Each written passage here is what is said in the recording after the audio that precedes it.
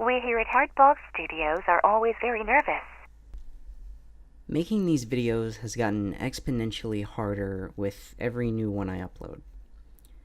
Finding that perfect mix of motivation and creativity is something that comes fast and really infrequently to someone like me. I'll have an idea and a clear enough head to actually make it for what seems like once every 4,000 years, and typically I can't maintain that delicate balance for very long at all. Even though my videos come out so infrequently, every single one I've ever uploaded has gone from concept to completion in no more than 2 sittings. With one exception, I've gone from starting the script to uploading each finished episode in about 2 days. My video on Cyberball only took about 4 hours. Being creative is really hard, and the older I get, the more doing certain artistic things feels like an obligation in service of my idea of myself as a creative, artistic person. And while I certainly am that, I've changed so much since uploading that pretty dreadful Sonic Adventure 2 video almost 3 years ago, that my entire worldview and slew of interests has morphed into something I don't necessarily recognize, and it's become a big internal struggle for me to feel like I have to maintain and develop my creative personality alongside the whole host of new things I'm becoming. I've wanted to make a video on this topic and in this format for a long time, but a lot of what I'm about to say is going to sound like advice, and I hate giving advice. I also, as you may be able to tell, have no real long-term goals or visions for this channel and what I upload on it, since just about every video is on a completely different subject and in a completely different style, at least I think. I hope you'll bear with me as I just sort of divulge a few of the ideas that have been swirling around my head for a long time, and hopefully you take something away from me getting a bunch of stuff off my chest in a way that probably only makes sense to me. You watched my channel for some sort of reason, after all. Like I said in my value of the value of the value of the value of great art video, I've been making art for as long as I can remember. Most of that time I've been drawing, as well as learning to play a few instruments / make music, studying filmmaking in high school, studying and doing a lot of stage acting, writing, directing, now cooking. I've pretty much got some kind of experience in every corner of the creative spectrum.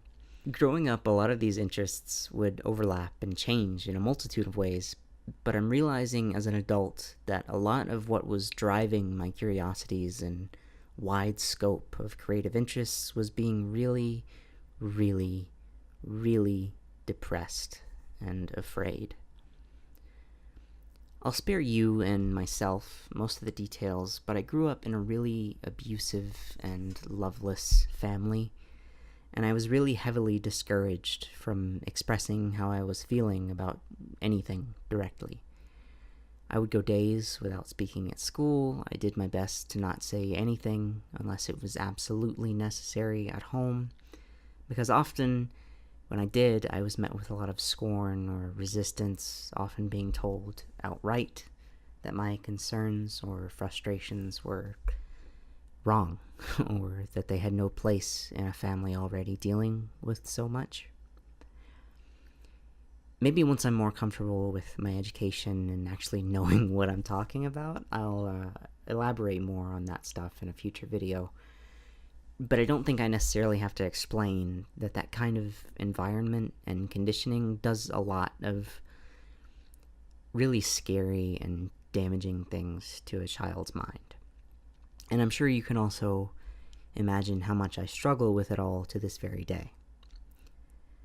What's relevant to the topic at hand, though, is how that childhood of growing up as silent as possible meant a lot of my personality and my interests were kind of handed to me rather than developing internally and expressed naturally. My brother's interests in art, in games, music tastes, demeanor, attitudes, ideologies, they all became mine because it felt safest to just do what he was doing or to just sort of go along with whatever idea of me my family had. I felt trapped in that personality and those expectations and perceptions up until really recently. It's a long and difficult fight to discover very concrete aspects of who you are when you're already an adult. But for a lot of things, it's felt hard to let go of my own ideas of who and what I am. Even though I don't get the same type of joy or feel as driven to do creative things now as I used to, I still spent almost all of my life up to this point doing artistic things and being told, at least, that I was really good at a lot of them. And it still feels like this huge part of me. Since I started getting a lot healthier and really getting involved in college, I've really fallen in love with psychology. More broadly put, I've fallen in love with humanity and wanting to understand and appreciate the complexity of other people. I'm studying and working now towards becoming a counselor, and the further I get into that and the more I learn about what it entails, the more it's pulling me in. And while that's also influenced in a lot of ways by the very same stuff that drove me to being artistic, it feels a lot more like something that sprung out of me naturally and something that pulls me toward it rather than being shoved into things out of fear or from being abused. What complicates a lot of this is that I'm still doing creative things. I still draw a lot and write. I'm working on music stuff at the moment, and I'm still really passionate about a lot of those things. But it's been such a struggle to feel like I'm taking those parts of myself back after realizing so much of them was molded by a very dark place and some very unhealthy experiences. It's hard sometimes to feel like anything I do really comes from within me and from a place of love rather than fear, because I've known one of those things a lot more thoroughly in my life than the other.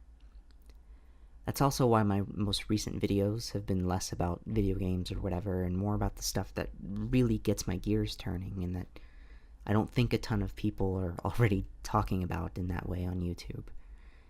I'm way more proud of my last video than most of my others combined. I'm not really sure what the point of making this was. I apologize if a lot of it just seemed like me throwing a pity party for, a bunch of the stuff I kind of grew up with.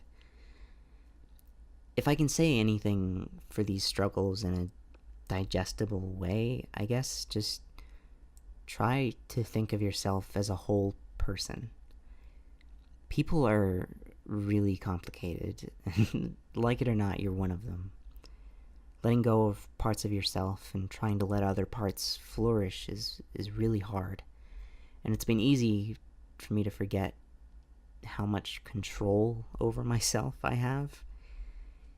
Maybe I'm just at that age, Growth is really hard, and internal change can be really, really scary, but that's my humanity, and I wanted to share some of it with you today.